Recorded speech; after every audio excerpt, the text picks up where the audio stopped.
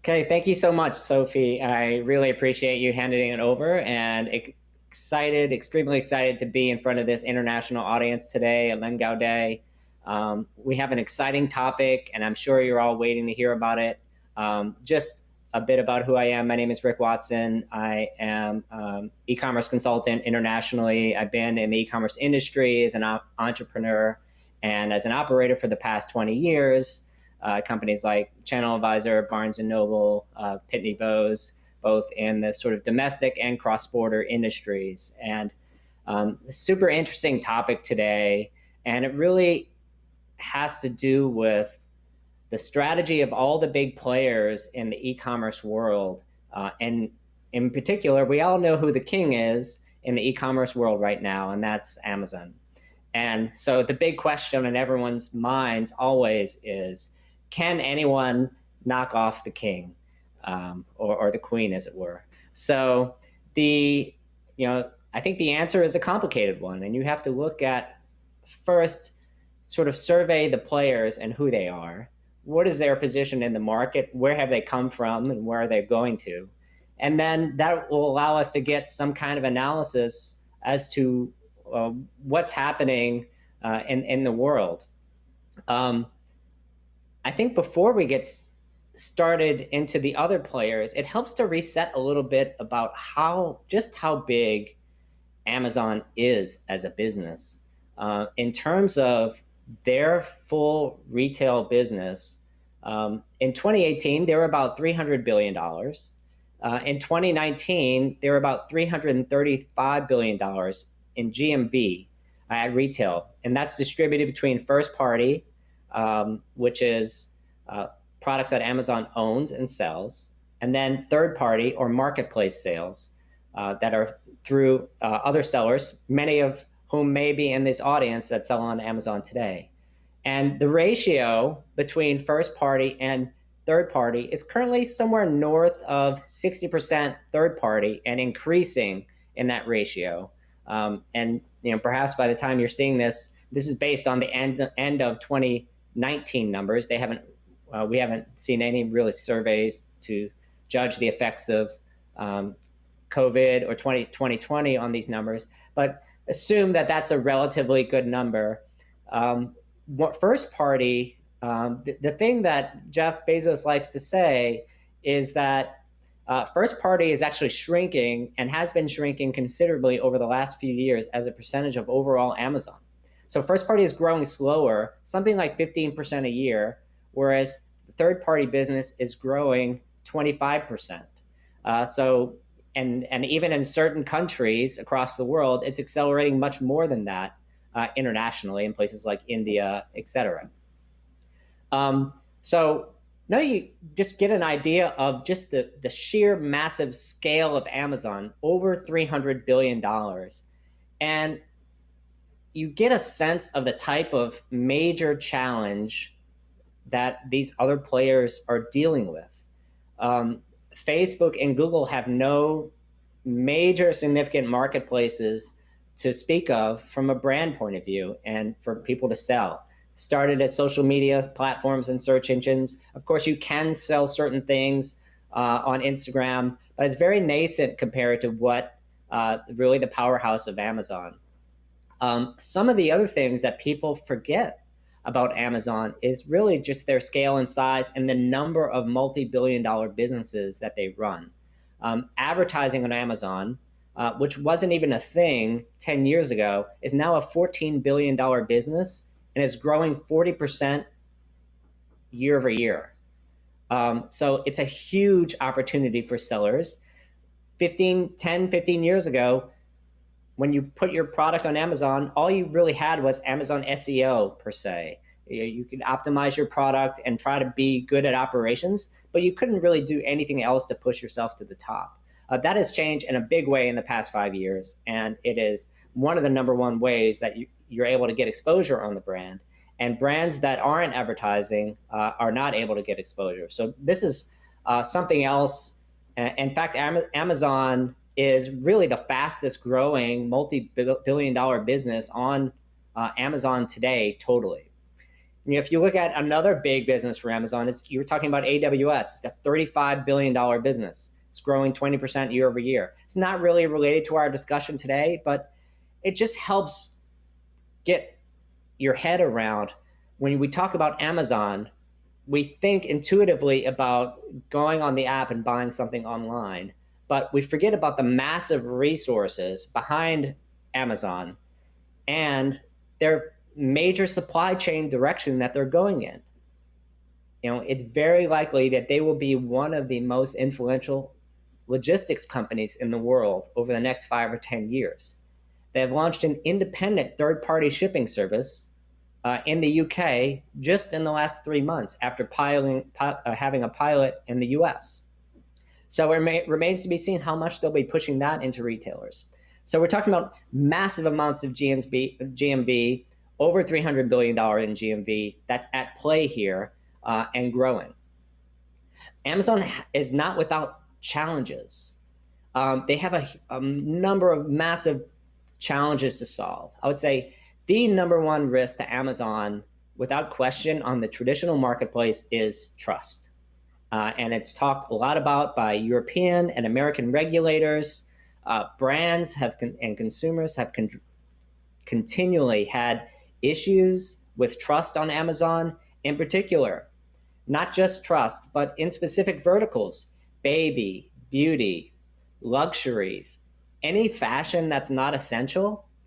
Most people don't buy on Amazon or have started to become a lot more wary of buying on Amazon because of the authenticity of the sellers, of the authenticity of the items that are offered.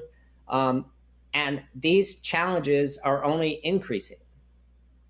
Of course, since Amazon has been in business and since they've operated a third-party marketplace, there have always been complaints from brands about what is the number one topic? Competition from Amazon. Amazon will just copy your product. Everyone has known this from day one and have agreed to it anyway just to be on Amazon. Here's the big problem. Amazon is really terrible at introducing new brands. I mean, that is something outside of the Amazon Basics brand and their Pins-On brand. Most other brands represent a small share of Amazon.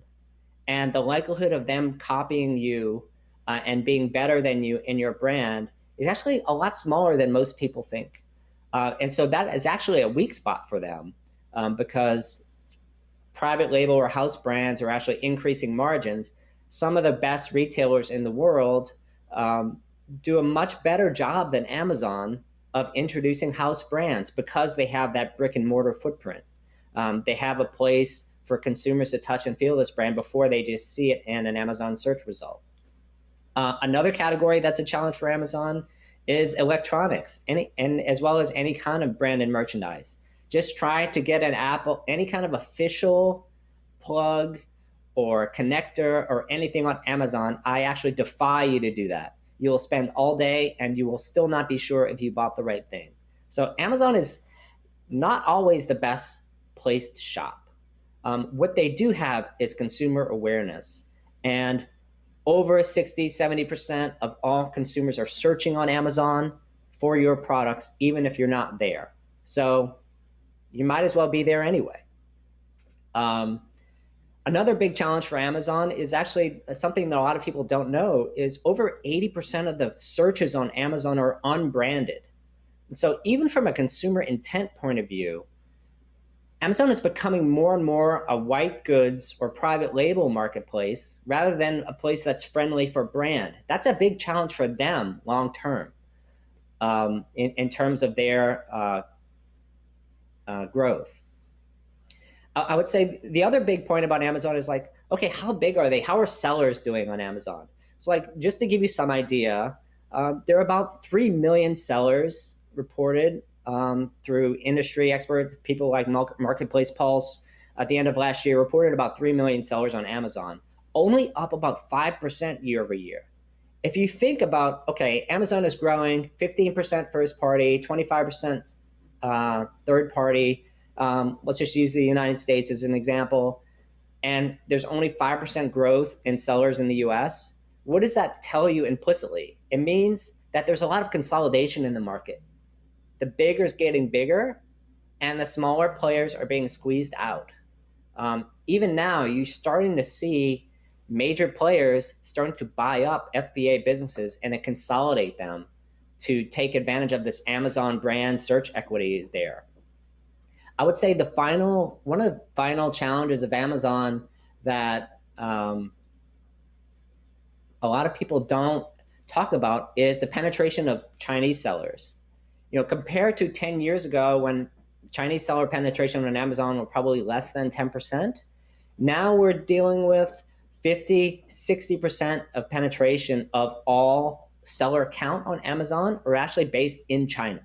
And this is specifically for the US marketplace, which is the most developed marketplace. And so this trend is coming everywhere to all marketplaces. And so why is this a challenge? Because you're still dealing with the fact that the trend on Amazon is to more and more unbranded goods. And I say all this and with the positives and negatives of Amazon to paint sort of a very specific picture about Amazon. This is the state of the world. This is not to say that Amazon is not a fantastic company. They're probably one of the most innovative companies on the planet. But for a competitor to actually take down Amazon and to sort of fulfill the premise of this talk, they really have to look at what are the weaknesses, how we take advantage of the weaknesses of Amazon and turn that into something that's great. So let's actually start looking at some of those players. And so if you look at some of the players out there, you really look at three main names. I would say we're actually putting Alibaba to the side for this conversation. There's this whole other animal, obviously primarily an Asian entity, but they have tentacles everywhere. But Google, Facebook, and the famous one in the press that everyone likes to talk about right now is Shopify. And I would actually contend that Google and Facebook are really the only two that are coming for Amazon directly. They are trying to, first of all, capture or recapture some of the e-commerce search share that's happening directly on Amazon now, and ensure that consumers are buying on their platforms. Shopify is coming at it from a very different direction. They're a software company, yet everyone says they're competing with Amazon. They're not direct competition to Amazon in any shape or form. However, the worldview that they represent is quite a bit different. So let's dive into Google for a second. Google is, everyone knows Google. There's not anything I can tell you about Google that you don't already know. They're fantastic about satisfying intent-driven searches. The beautiful thing about Google from an e-commerce point of view is that anything you type into the search engine signifies user intent. I want to do X. I want to buy Y. I want to research Z. These are all things that marketers, brands, retailers can take advantage of, advertise against, and find the solution. The big problem for Google over the past so many years has been the increasing share of searches that Amazon keeps getting year after year. It started 5, 10, 15%. Now it's well over 60% of all commerce-focused searches actually start on Amazon and not Google. And that is a huge problem for Google that they have never been able to get in front of and never developed any viable solutions for. They've kind of gone back and forth between shopping and shopping actions and marketplace and express and all of these different initiatives. None of them seem to gain a massive amount of traction. There are quite a number of them that you should be doing as brands and likely are, especially shopping, Google Shopping and AdWords being, the biggest by far. But any other marketplace related initiative has really fallen down with regards to trust, selection, assortment, having all the brands that you might want to see there, and then really a reason, like what's the point of me shopping here versus on Amazon or directly on the site, and the conflict between Google's mission of pushing traffic off the site versus keeping them on Google's site.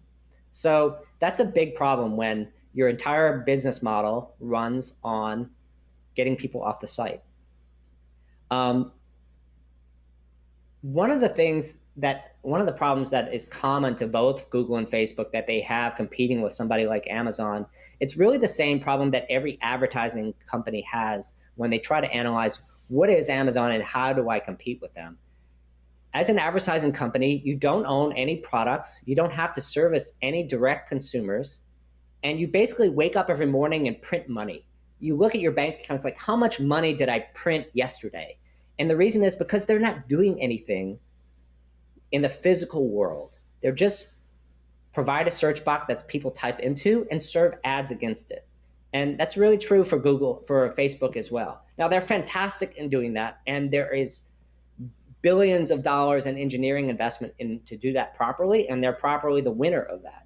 But all of those skills does not actually make them able to compete with Amazon from an e-commerce point of view. And so the high margin of an advertising business is actually the biggest risk and the biggest downfall of any advertising company across the planet trying to directly compete with Amazon. And the reason is this: retail and e-commerce, as everyone in this audience knows, it's not a high margin business. You're not going to make 80, 90% margins like you do in a software business or an advertising business. You're going to make 25%, you're going to make 50% at wholesale, but then what happens on the back end? You have returns, you have fraud, you have software fees, you have quite a number of things to control that you don't have to worry about in an advertising business.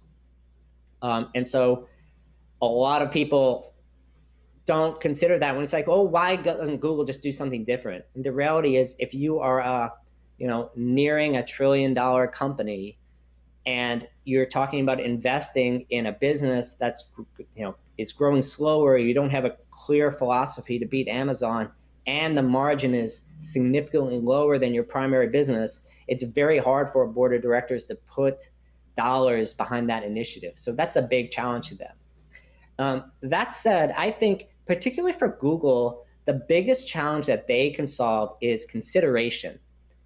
Google exists not necessarily at the beginning of the funnel. You don't necessarily have to go there to learn about a brand. But if you're looking for something, you're trying to find something authentic. You're trying to find something from independent third parties, good reviews, all things that are valuable in the consideration process. These are huge opportunities for Google to improve on and monetize if they were to launch something at scale like an independent marketplace that they were going to put a lot of weight behind in the future.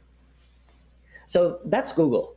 They're not challenging Amazon anytime soon, just so that's clear. Facebook is a little bit different story. If you look at what's Facebook is basically three things. One is the big blue Facebook app. Second is Instagram. And third is WhatsApp. Mostly I'm going to focus on the first two, which is the big blue Facebook app and Instagram. In terms of mainstream brands, Facebook, actually both of these are super relevant. Facebook and paid social advertising is one of the most effective forms of advertising for brands. It's usually where brands have one of the larger parts of their budget. It is super effective. It can create engagement when it's done right. The thing that Facebook is realizing, however, is that they're sending a heck of a lot of traffic out to brands to buy something, and they would like to have a piece of that. In fact, in the US alone, Facebook has identified between $200 and $400 billion in opportunity in just lost conversion that falls off in between the time someone clicks on a Facebook ad and pays for an item on a site. And so this one insight is really Facebook's entire reasoning for trying to enter e-commerce. And anyone who's watched some of Mark Zuckerberg's talks this year, one of the things he talks about is commerce is one of my top 3 priorities. And I would actually say this is the one thing that Facebook has over Google, even though they're both advertising companies, Facebook is a little bit younger and more nimbler. Google has never made commerce a number one priority or in their list of very top priorities across the entire company. Facebook has now, and they're starting to invest behind that. In particular, if you look at some of the success that beauty and fashion have had with Instagram shopping, that has created tens and hundreds of millions of dollars GMV very quickly in a time frame. Now, it's nothing like Amazon's scale at this stage, but the unique thing about Instagram is that it's a place where you follow, find, and interact with brands. This is actually something that is unique in the world, number one, and it fits into an Amazon weakness. Amazon is not great for branded searches. It's not where I go to interact with brands. It's where I go to buy something, like research quickly and buy something. But it's not a place I go to see the new line for the latest fashion brand that I like. A lot of that starts on Instagram or the brand site, or even more so sometimes than the brand site itself. So those are some of the assets that Instagram and Facebook has. Obviously, Facebook and Instagram both have a huge user base to their advantage. And I think if anyone has sort of the ability, not necessarily the execution, to follow Amazon in this space, it would be, I would bet on Facebook over any other player for the reasons that I mentioned, particularly in the advertising space. I think one of the final companies I want to talk about is Shopify. Shopify right now, it's a super fascinating company. It is one that, because they're also in the e-commerce space and they have one of the fastest growing e-commerce businesses, software businesses in the world right now, people are very quick to compare them to Amazon. Oh, they must be trying to take down Amazon. It's Shopify versus Amazon. And so I think out of the gate, if you're in e-commerce, it's very clear to everyone that this is not a Coke versus Pepsi challenge between Amazon or Shopify, like Amazon and Walmart are competing, for instance, which Walmart I don't think has any chance to compete with Amazon from an e-commerce point of view, at least not anytime soon. Now, they have other retail and grocery advantages, but I digress. In terms of Shopify, let's just compare the two companies for a minute. We mentioned the over $335 billion GMV that's on Amazon today. Well, what GMV do all their merchants power, which is about 1 million plus merchants? They power about $61 billion in GMV, and their growth rate from 2018 to 2019 was about 50%. So they went from 2018, $41 billion. And their growth rate has only accelerated throughout 2020. And so I have no doubt that their growth rate is going to be higher this year, potentially even 60, 75% growth, because they're fast becoming the default e-commerce platform of choice for a lot of up-and-coming brands. So what does it mean? So let's take all my statements to the side for a second and set up the competition. What would it take for Shopify GMV to overtake Amazon GMV? Well, if you look at GMV, means gross merchandise value, which is really just the total number of the sales of goods that are accounted for in the platform. So if you buy something for $100, that counts as $100 GMV. It's not revenue that you're taking in. It's just the commerce activity happening on the platform. And so if Shopify is growing at 50+% a year and Amazon is only growing, 20, 25% a year, that means at some point, if that continues, Amazon can be overtaken from a GMV point of view just by the Shopify platform itself. And if you just run the numbers straight, Shopify GMV will actually pass Amazon third-party GMV, which is about $200 billion today, but will obviously keep growing, probably 25% and might slow. In probably the middle of 2024, if you just do the straight math from where it is now. This is not a prediction, but it's useful to understand that Shopify is the only one of these players that's even in the same ballpark of scale that they could be playing with in the next 5 years, which is sort of fascinating to think about. And so they're growing faster than any platform on the planet. They're actually, the platform is growing faster than any of Amazon's businesses, including their fastest growing business right now, which is advertising, which to me also fascinating. What are some so why do people set up this comparison at all? Shopify is a software company. They make on Shopify Plus 0.25% of sales, or some monthly subscription fee. Like, why even compare them to Amazon? Shopify, I mean, to be honest, there's so many Shopify sellers that sell on Amazon. So like, what is this competition about? I think the big thing that people like to speculate about is like, could Shopify build a marketplace? Could it take all of its merchants and then collect them and then start driving traffic to it? And I think the reason that is very attractive to a lot of brands is that most brands would like more sales.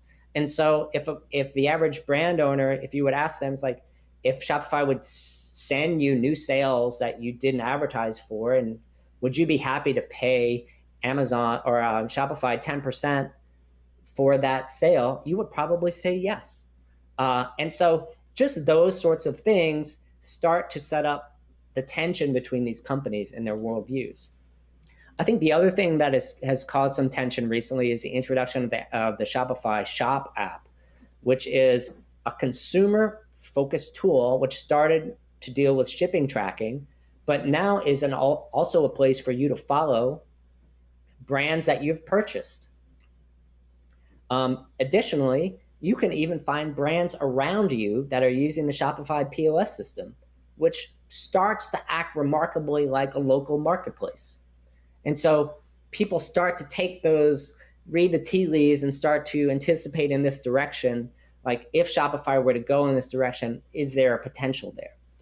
I think the negative case for this is Shopify is, by and large, number one, only a brand-focused company.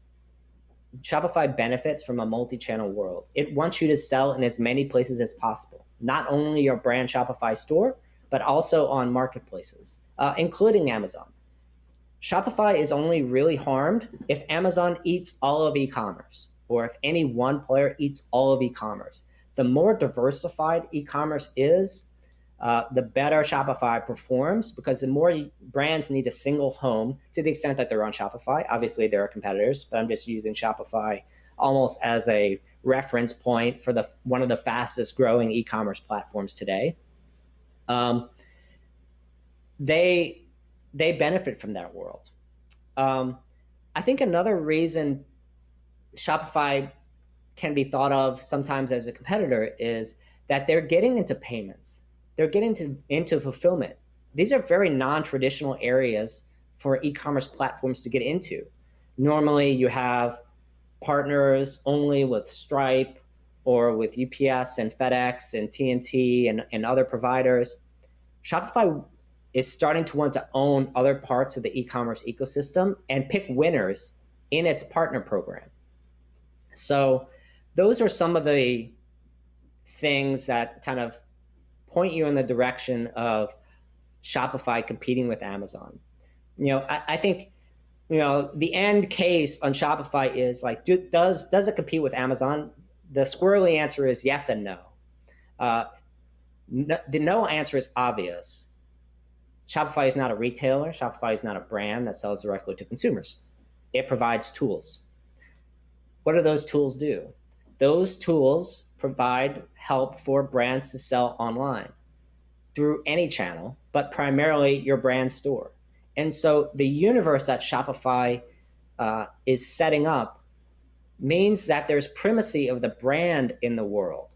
So the brand's representation of itself, what lifestyle it represents, what consumer it represents, is number one in terms of Shopify's focus and being able to represent that. And that's in very stark contrast contrast to the Amazon view of the world, which is Amazon is number one. You're just a vendor on the platform, and you are completely replaceable. If the number one vendor on Amazon ran out of stock tomorrow, the number two vendor on Amazon would inherit almost all of its sales once those ASINs would gain some extra credibility that perhaps it was lacking. But the marketplace wouldn't miss that vendor for 1 second. Meanwhile, you could miss your Shopify store if it was a brand that you cared about. And Amazon is designed to make you a little bit replaceable. So all this to say, kind of backing up to the 50,000 foot view, you look at all these players, they're kind of deciding between advertising companies trying to be marketplaces and have marketplace-like functionality. Facebook is definitely not investing in supply chain. Google has made some investments and in partnerships in supply chain. None of them have a full e-commerce strategy that they can go behind. I think in terms of the brand-friendly message, Facebook seems to have this down with its Instagram property more than anyone else. Facebook on its marketplace side, it's more like Craigslist. It's not really for brands and for mainstream retail companies. From the Shopify point of view, there's definitely could be competition on the horizon, but the likelihood of that happening is smaller, I think, than the average, at least investment analyst thinks, because as soon as like the day that Shopify offers multi-product search through one search box is the day they break their promise with every single one of their brands on their platform. And the reason is, how are you going to decide what will show on that search results page? And then that will start to sort and rank merchants, and that will be the beginning of the end of Shopify as a neutral e-commerce platform. And so, I think in the next couple of years, Amazon probably pretty safe, but there are definitely some challenges on the horizon. And really, my full long-term view on Amazon is that Amazon is its own worst enemy in many cases, with the proliferation of fakes and trust and those things. Those are the things that if I'm Amazon, I need to focus on to avoid consumers going somewhere else for other types of products. And so I hope you really enjoyed this little chat today, and can contact me after the session, and happy to speak more about it. Thank you very much.